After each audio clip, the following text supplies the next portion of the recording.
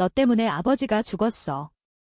내가 그런 더러운 짓을 저지르지만 않았어도 어머니의 날카로운 비명이 집안을 가득 채웠다. 나는 그 자리에 얼어붙었다. 서울의 오래된 아파트, 창밖으로 비가 쏟아지는 그날 밤, 가족의 눈빛이 나를 찌르듯 쏟아졌다.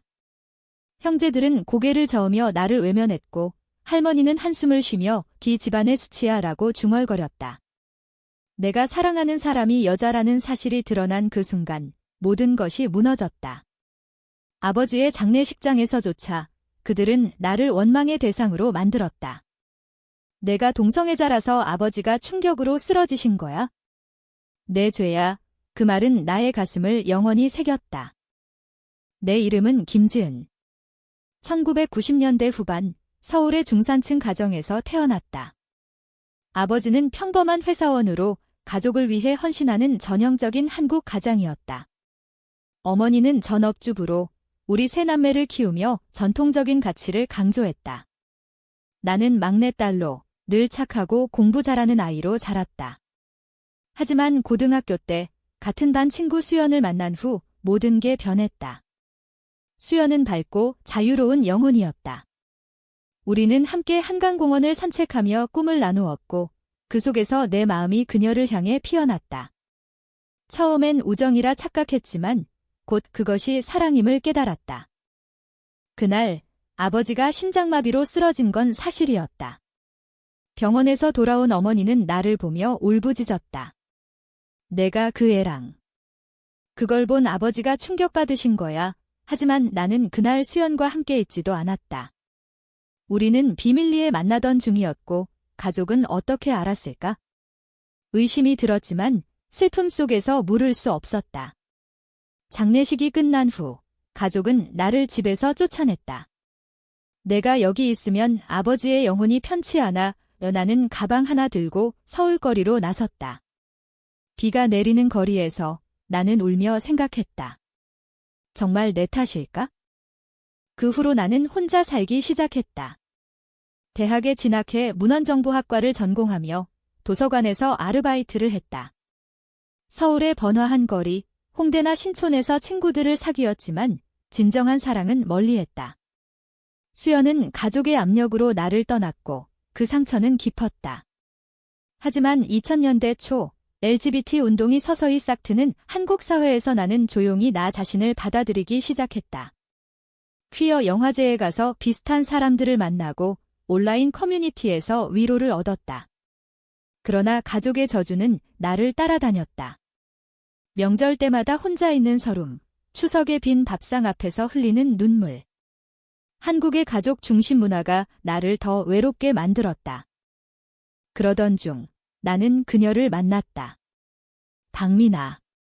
2005년 내가 일하던 도서관에서 미나는 출판사 편집자로 책을 빌리러 왔다. 그녀의 미소는 따뜻했고 눈빛은 깊었다. 우리는 책에 대한 대화로 시작해 곧 커피숍에서 만나게 됐다. 지은 씨, 당신의 눈엔 슬픔이 있어요. 왜죠? 그녀의 물음에 나는 처음으로 내 이야기를 털어놓았다. 아버지의 죽음, 가족의 배신. 미나는 조용히 듣더니 내 손을 잡았다. 그건 당신 탓이 아니에요. 사랑은 죄가 아니니까. 그 순간 내 가슴에 다시 꽃이 피었다. 우리의 사랑은 조용히 싹텄다. 서울의 골목길을 걷며 한강에서 자전거를 타며 제주도로 여행을 가며 미나는 제주 출신으로 바다의 자유를 사랑했다. 우리는 함께 한옥 카페에서 차를 마시고 전통시장에서 김치를 사 먹었다. 하지만 한국 사회의 시선은 여전했다. 손을 잡고 걷다 보면 주변의 속삭임이 들렸다. 저 여자들 이상의 동성 결혼이 불법인 나라에서 우리의 사랑은 숨겨진 꽃이었다. 미나의 가족은 그녀를 이해했지만 내 가족은 여전히 나를 외면했다. 나는 가끔 어머니에게 전화를 걸었지만 돌아오지 마라는 말만 들었다. 시간이 흘러 2010년 우리의 관계는 깊어졌다. 미나와 나는 함께 살기 시작했다. 작은 아파트에서 매일 아침 김치찌개를 끓이며 행복을 쌓았다. 하지만 충돌이 왔다. 미나의 직장에서 그녀의 성적 지향이 알려지자 상사가 압력을 가했다. 회사 이미지가 중요해. 조용히 해. 미나는 스트레스로 아프기 시작했다. 나는 그녀를 지키려 애썼지만 내 과거의 트라우마가 되살아났다. 만약 너 때문에 내가 라는 생각이 스쳤다. 우리의 사랑은 아름다웠지만 사회의 벽이 높았다. 미나와의 삶은 달콤했지만 가시가 있었다. 2012년 그녀의 어머니가 병으로 쓰러지자 미나는 제주로 내려갔다. 나는 따라갈 수 없었다. 내 직장 때문도 있지만 가족의 시선이 두려웠다. 지은아, 같이 가자. 내 가족은 내가 누군지 알아. 이 미나의 부탁에 나는 망설였다. 결국 혼자 보냈고 그 후로 우리의 관계에 균열이 생겼다. 미나는 너는 항상 도망치네 라고 말했다. 그 말은 나를 아프게 했다. 아버지의 죽음 이후 나는 상처받는 걸 두려워했다. 서울로 돌아온 미나는 변했다. 더 조용해지고 밤늦게까지 일했다. 나는 그녀를 위로하려 애썼다. 함께 부산으로 여행을 갔다. 바다를 보며 우리는 다시 손을 잡았다. 미안해, 미나야. 나 때문에 하지만 그녀는 웃으며 우리 함께라면 괜찮아 라고 말했다. 그 여행에서 우리는 더 가까워졌다. 부산의 해운대에서 파도를 보며 미래를 꿈꿨다. 언젠가 동성 결혼이 가능해지면 너와 결혼할게. 미나의 말에 나는 눈물을 흘렸다. 그러나 운명은 잔인했다. 2015년 미나가 다른 여자를 만났다. 직장 동료 이수진. 수진은 밝고 야심차서 미나를 끌어당겼다. 나는 우연히 미나의 핸드폰을 보고 알았다. 메시지들, 오늘 밤 만나자. 온의 세계가 무너졌다. 왜? 내가 부족했어. 대치 끝에 미나는 울며 말했다. 지은아, 너는 항상 과거에 갇혀 있어. 나는 앞으로 나아가고 싶어. 배신의 아픔은 컸다. 우리는 헤어졌다. 나는 다시 혼자가 됐다. 서울의 밤거리에서 술에 취해 울었다. 또 내 탓인가? 그 후로 나는 일에 매달렸다. 도서관에서 승진해 이제 관리자가 됐다. LGBT 커뮤니티에서 활동하며 젊은이들을 도왔다. 퀴어 퍼레이드에 참여하고 상담을 했다. 한국 사회는 서서히 변하고 있었다. 2017년 헌법재판소에서 동성애를 비범죄화한 판결이 나왔다. 희망이 보였다. 하지만 내 마음의 상처는 치유되지 않았다. 가족과는 여전히 단절. 형제들은 결혼해 아이를 낳았지만 나를 초대하지 않았다. 2020년 팬데믹이 왔다. 서울은 고요해졌다. 집에 갇힌 나는 옛 추억을 되새겼다. 아버지의 사진을 보며 정말 내 탓이었을까 의문이 들었다. 어머니에게 편지를 썼다. 엄마, 그날 무슨 일이 있었나요? 답은 없었다. 대신 오빠로부터 전화가 왔다. 지은아, 엄마가 아프셔. 하지만 너 오지 마. 그 말에 나는 분노했다. 왜 나만 배제되는가? 미나를 다시 만난 건 우연이었다. 2022년 책 축제에서 그녀는 여전히 아름다웠다. 지은 씨, 잘 지냈어. 우리는 커피를 마시며 이야기를 나눴다. 수진과 헤어졌다고 했다. 그때 내가 잘못했어. 미안해. 눈물이 흘렀다. 우리의 사랑은 재정화됐다. 이번엔 더 성숙하게. 함께 한강 산책로를 건며 과거를 털어냈다. 우리 다시 시작하자. 미나의 말에 나는 고개를 끄덕였다. 하지만 가족의 그림자는 여전했다. 어머니의 병이 악화되자 나는 용기를 내 병원으로 갔다. 엄마, 나예요. 어머니는 나를 보며 눈물을 흘렸다. 지은아. 미안해. 그날 처음으로 대화를 나눴다.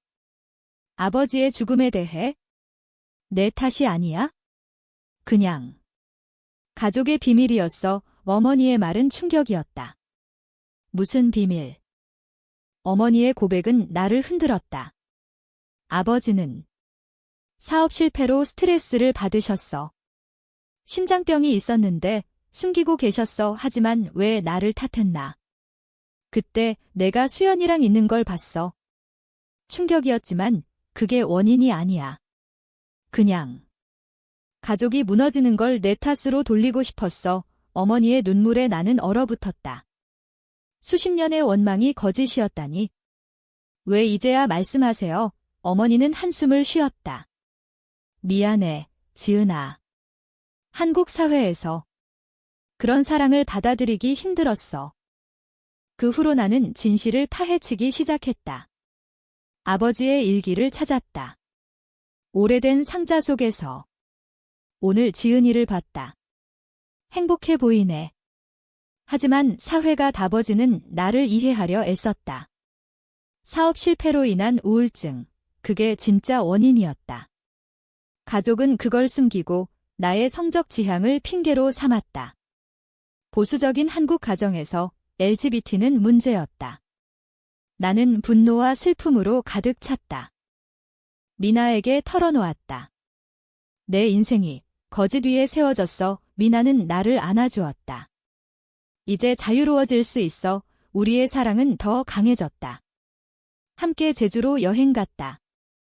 미나의 고향에서 바다를 보며 치유됐다. 지은아, 우리 결혼식 해요. 비공식이라도 우리는 작은 의식을 치렀다. 친구들 앞에서 맹세했다. 한국에서 동성 결혼이 불가능하지만 우리의 마음은 자유로웠다. 그러나 충돌이 다시 왔다. 내 오빠가 알게 됐다. 지은아, 엄마한테 말하지 마. 충격받으실 거야. 하지만 나는 더 이상 숨기지 않았다. 가족 모임에 미나를 데려갔다. 이 사람이 내 사랑이에요. 침묵이 흘렀다. 할머니는 이 집안의 전통이라고 했지만 어머니는 지은아, 행복하면 돼라고 말했다. 작은 변화였다. 2024년 사회는 더 나아졌다. 퀴어 문화제가 서울에서 열리고 젊은 세대가 지지했다. 나는 책을 썼다. 숨겨진 사랑이라는 제목으로 내 이야기를 바탕으로. 출판되자 반응이 쏟아졌다. 일부는 비난했지만 많은 LGBT 청년들이 위로를 얻었다. 미나는 내 곁에서 응원했다. 내가 자랑스러워. 하지만 과거의 그림자는 완전히 사라지지 않았다. 수연을 다시 만났다. 그녀는 결혼해 아이를 낳았지만 불행했다. 지은아, 그때 나 겁났어. 우리는 옛 추억을 나누며 화해했다. 한국의 압력 속에서 많은 사랑이 꺾였다. 고조되는 긴장 속 어머니의 병이 재발했다. 병원에서 가족이 모였다. 지은아, 내가 와줘서 고마워. 어머니의 말에 눈물이 흘렀다. 그곳에서 오빠가 사과했다. 미안해. 우리가 잘못했어. 진실이 드러난 순간 가족의 벽이 무너지기 시작했다. 가족의 화해는 느리게 진행됐다. 2025년 설날에 처음으로 함께 모였다. 전통 한복을 입고 제사를 지냈다. 아버지의 영정 앞에서 나는 속으로 말했다. 아빠, 이제 이해해요. 미나도 초대됐다. 어색했지만 할머니가 차 한 잔 마시렴이라고 하자 분위기가 풀렸다. 한국의 명절 문화가 우리를 다시 묶었다. 미나와의 삶은 안정됐다. 우리는 서울 근교로 이사해 작은 집을 꾸몄다. 정원에 꽃을 심고 주말엔 등산을 갔다. 지리산에서 우리는 약속했다. 영원히 함께 하지만 사회의 도전은 여전했다. 직장에서 차별을 당한 미나는 퇴사하고 자신의 출판사를 차렸다. LGBT 도서를 전문으로. 나는 도왔다. 우리의 사업은 성공적이었다. 충격적인 반전이 왔다. 아버지의 옛 동료로부터 편지가 왔다. 당신 아버지의 죽음에 대해 비밀이 있어요. 호기심에 만나보니 그는 말했다. 사업 실패가 아니에요. 아버지는 가족을 위해 희생하셨어. 빚을 갚기 위해 과로하셨고 그게 심장마비를 불렀어요. 더 깊은 진실, 어머니의 외도가 있었다. 아버지는 그걸 알았지만 가족을 지키려 침묵했다. 내가 LGBT라는 걸 알았을 때 오히려 위로가 됐대요. 자유로운 사랑을 부러워하셨대. 그 말에 나는 무너졌다. 모든 게 거짓이었다. 어머니에게 대질했다. 왜 숨기셨어요? 어머니는 울며 고백했다. 미안해. 내 잘못을 내 탓으로 돌렸어. 배신의 아픔이 컸다. 가족의 반목이 시작됐다. 오빠는 어머니를 원망했고 나는 혼란스러웠다. 미나가 나를 지탱했다. 지은아, 이제 내 인생 살아. 이 충돌은 우리의 관계를 시험했다. 미나는 가족과 화해해라고 했지만 나는 화가 났다. 그들은 나를 이용했어. 다툼 끝에 우리는 잠시 떨어졌다. 서울의 겨울, 눈이 내리는 거리에서 나는 홀로 걸었다. 사랑이란 뭘까? 재회는 드라마틱했다. 미나가 내 집으로 왔다. 지은아, 없이 못 살아. 우리는 포옹하며 용서했다. 그 후 가족과 대화를 시작했다. 상담소를 통해 한국의 정신건강 문화가 변하며 우리는 치유됐다. 2026년 새해가 밝았다. 가족은 서서히 회복됐다. 어머니의 사과를 받아들였다. 엄마, 용서할게요. 우리는 함께 여행을 갔다. 경주로 불국사에서 기도했다. 한국의 역사와 문화가 우리를 연결했다. 미나도 동행했다. 이 가족의 일부예요. 우리의 사랑은 꽃 피었다.